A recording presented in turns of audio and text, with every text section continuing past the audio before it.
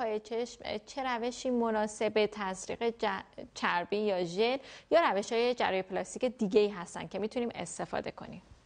بله، ببینید گودی زیر چشم خب علت اساسیش باز هم تو برنامه قبل توضیح دادم، به دلیل تحلیل رفتن بافت چربی هست که در اطراف چشم هست. معمولا بر اثر افزایش سن در یه سری افراد این بافت چربی به دلیلی که دیوار اطراف چشم شل میشن اصطلاحاً بیرون میزنن و اصطلاحاً پف چشم براشون ایجاد میشه. در یه سری افراد این بافت چربی تحلیل میره و تحلیل رفتن باعث میشه که لبه های استخوانی که چشم ما درش قرار داره اون لبه های استخوان دیده بشه و این گودی چشم و اون منظره حالا اصطلاحاً خستگی و بدفرمی که در چهره فرد ممکنه ایجاد بشه رو اون بیشتر بکنه.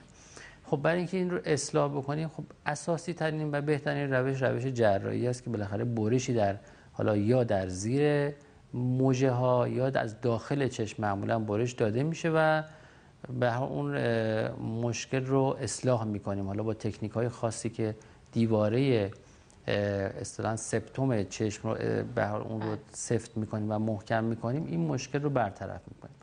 اما خب باز هم بسته به تناسبی که این مشکل وجود داره، بعد خب شدتشون خیلی کمتر هست، میشه با تزریق چربی در این ناحیه این مشکل رو برطرف کرد. منتها باز هم تزریق چربی در این ناحیه جزء نواحی است که واقعا دقت خیلی بالایی میخواد. یعنی به دلیل اینکه واقعا پوست ناحیه پلک ما، به خصوص ناحیه پلک تحتانی، جزء نازکترین قسمت هایی از پوست بدن ما هست، هر تزریق خیلی کمی در این ناحیه اگر واقعا درست انجام نشه میتونه با برجستگی ها و ناهمواری های بدی روبرو بشه که واقعا درمانش هم مشکل هست. برای یکی مهمه که کی این رو براتون میخواد تزریق بکنه و چطور میخواد این کار رو انجام بده، چقدر تبحر داره، و یکی هم که به حال خود فراوری و استفاده و نحوه تزریق چربی هم خیلی اهمیت داره که این چربی ها بعداً خودش رو بدتر نشون نده.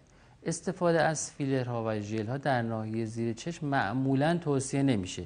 یعنی بهتره که این کار رو نکنه. حالا در یه سری بیماران واقعا شاید شرایطشون یعنی ایجاب نکنه، واقعا نتونن استفاده از تزریق چربی بکنن، در اونها میشه از فیلرهای مخصوصی و ژل‌های مخصوصی استفاده کرد. منتها باز هم خیلی اهمیت داره که چطوری تزریق بشه، چون اگه واقعا عارضه دار بشه خیلی مشکلی که این رو اصلاح کرد.